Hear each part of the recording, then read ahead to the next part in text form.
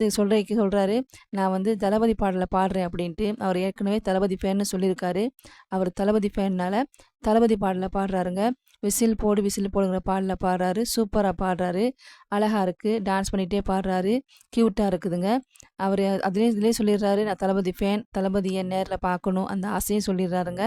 அடுத்ததா 3 final select பண்றது. 3 final select பண்றாங்க. அதுல வந்து 6 பேர் கோல்டன் ஷவர் வாங்குனவங்க 6 பேர் வர்றாங்க. அதுல 3 பேர் ஏற்கனவே குறைவான கோல்டன் ஷவர் வாங்குனனால, அவங்க 3 பேத்தையும் ஆரம்பத்திலே அனுப்பிடுறாங்க. அடுத்த மீதி 3 பேர் இருக்குது. நம்ம திவினேஷ், யோகஸ்ரீ, அபினேஷ்.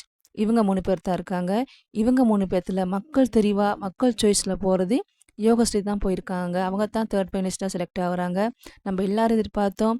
அடுத்த ஃபைனலிஸ்ட்டா யோகஸ்ரீ இல்லாட்டி திவினேஷ் இவங்க 2 பேத்துல ஒரு ஆள் கட்டாயம் போவாங்க. அப்படின்னு எல்லாரும் எதிர்பார்த்தது தாங்க. அதே மாரி நம்ம யோகஸ்ரீ போயிருக்காங்க. வாழ்த்துக்கள் யோகஸ்ரீ. யோகஸ்ரீன்னு சொன்னதுக்கே அம்மா, அப்பா மேடைக்கு வந்து அழுகுறாங்க. கட்டி பிடிச்சு அழுகுறாங்க யோகஸ்ரீய. யோகஸ்ரீயும் அழுகுறாங்க.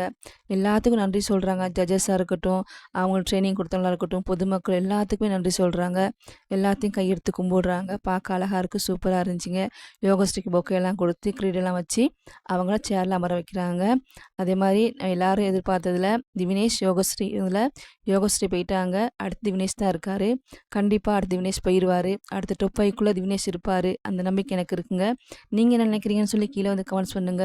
இந்த காணொளி பிடித்திருந்தா லைக் பண்ணுங்க, கமெண்ட்ஸ் பண்ணுங்க. கூடவே சப்ஸ்கிரைப் பண்ணுங்க. நன்றி சொந்தங்களே!